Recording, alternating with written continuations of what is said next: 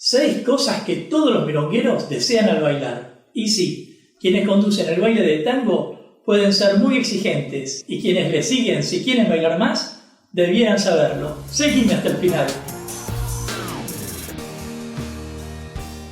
A ver, hay algunas personas que creen que porque el hombre es hombre de por sí, va a disfrutar de abrazar a cualquier mujer. Hay algo de verdad en eso, no lo voy a negar, pero a veces entre abrazar y bailar, de repente el sueño puede transformarse en una pesadilla. Quiero decir, el motivo principal por el que todos vamos a la milonga es para bailar, para disfrutar del baile propiamente dicho, y eso significa que vamos para compartir todo lo que aprendimos, para mostrar que sabemos bailar gracias a la experiencia acumulada a lo largo de los años, las horas de clases en que invertimos tiempo, energía y dinero, y las prácticas en que nos fogueamos. Pero la milonga, como la vida, a menudo nos presenta imprevistos y las cosas no siempre ocurren como quisiéramos. ¿Y a vos te pasó alguna vez? Tu respuesta, déjamela aquí abajo en los comentarios y de paso formá parte de la comunidad Tango Milonga suscribiéndote ya a este canal y activando la campanita de notificaciones para enterarte rápidamente de cuándo aparecerá el próximo video de técnica, cultura o actualidad de tango argentino. Mi nombre es Gustavo Bensecli Sabá y ahora sí, continuemos.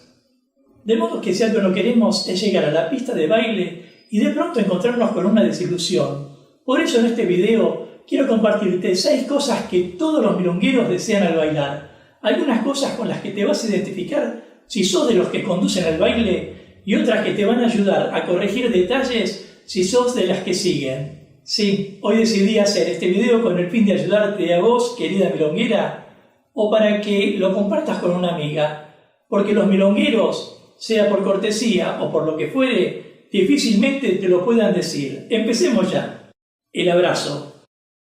Si hay algo que todos tenemos en claro es que el tango es el abrazo, no solo en un sentido metafórico, sino literal. Los milongueros sentimos que si no hay un buen abrazo cuando bailamos, no hay tango. Y no hace falta que me extienda aquí sobre este tema. Algo de eso ya te conté en el video, cómo hacer que tu abrazo de tango sea inolvidable, cuyo enlace te dejo aquí abajo en la descripción y allí arriba. Simplemente entendemos que desde el momento que abrazamos, estamos compartiendo el baile y hay que darlo todo, absolutamente todo. Entonces, si acordamos en este punto, ¿por qué, querida milonguera, cuando él te está por abrazar, para empezar a bailar, le extendés los brazos duros como 2 estacas que le querés clavar en el corazón? ¿Por qué le imponés ese mensaje de te bailo, pero de aquí no pasás? ¿Pensás que el tango no es un compromiso? ¿O tu escuela de tango no te enseñó que en la milonga bailamos abrazados pecho contra pecho?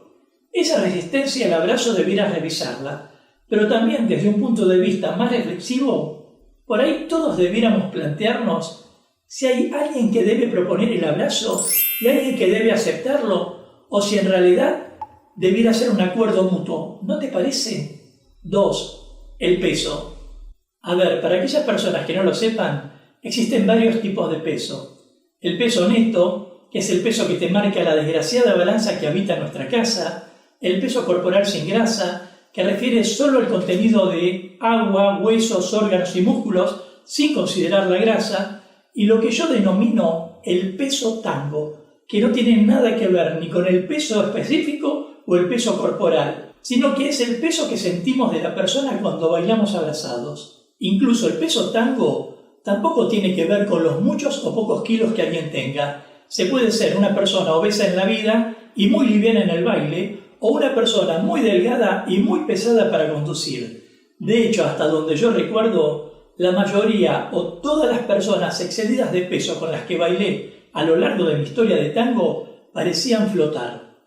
Pero encontrarse a alguien que carga mucho peso tango es una de las situaciones que menos quiere encontrarse un milonguero, porque al bailar quiere que esa persona que abraza sea liviana y se desplace como una pluma, y no que sea un obstáculo que impida, detenga o lentifique su movimiento. Todavía recuerdo a más de un milonguero que al terminar de bailar protestaba, aludiendo a una de las frases más populares y ofensivas para calificar este tipo de situaciones: anduve arrastrando heladeras. Pero lo cierto, más allá de esta crueldad, es que ser una persona pesada no es una condena que se está obligada a aceptar de por vida. Digo, el peso tango se puede evitar y para evitarlo hay una solución, estudiar.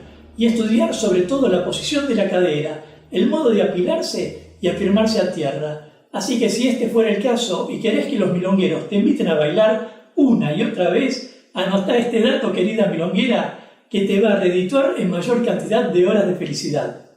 3. La interpretación.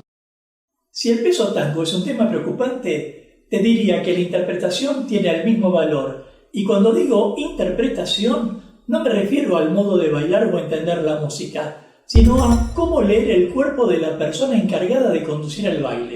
Porque para cualquier milonguero experimentado, te aseguro que es muy, pero muy molesto que hagas lo que se te ocurra en vez de responder a lo que él te proponga. Y no me tilde de cavernícola o machista. Es como si él te invitara a tomar un café y vos lo interrumpieras para decirle: es que no me gustó el perro del vecino.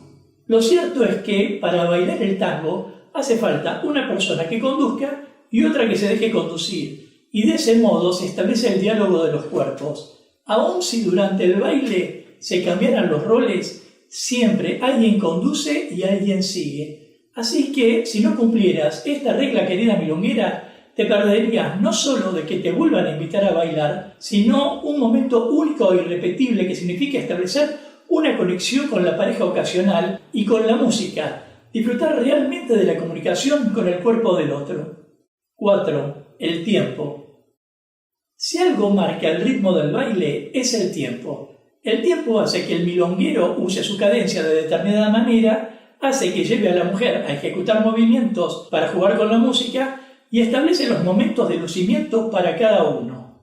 Bueno, estoy hablando de un milonguero avesado, claro está. Pero el tema es que cuando de repente él lleva a la mujer a una parada o a algún movimiento para que ella muestre su experiencia en el baile, es cuando puede comenzar el problema. Porque está bien que ella quiera adornar y de algún modo seducir con el movimiento de sus piernas y pies a todos los que miran. Pero te aseguro que entre las virtudes de un milonguero no necesariamente está incluida la paciencia. Y a la hora de bailar, ese excesivo uso del tiempo puede resultarle insufrible. Por eso, querida milonguera, no abuses de tu tiempo. Evita quedarte 20 segundos o más dando vueltas alrededor del pie de él. La conversación de los cuerpos en el baile, bien entendida, debiera ser pareja. Y por otra parte, más vale lucir una perla a tener que saturar con cientos de ella, ¿verdad? 5. El peinado. Este sí que es un tema delicado. Todos sabemos el tiempo que le puede llevar a una mujer sentirse presentable. Yo reconozco que algunas mujeres pueden ser muy veloces con el aseo, pero otras, para ser honestos, digamos que pueden pasarse horas frente al espejo para alisarse el cabello con la planchita en una mano y el peine en la otra.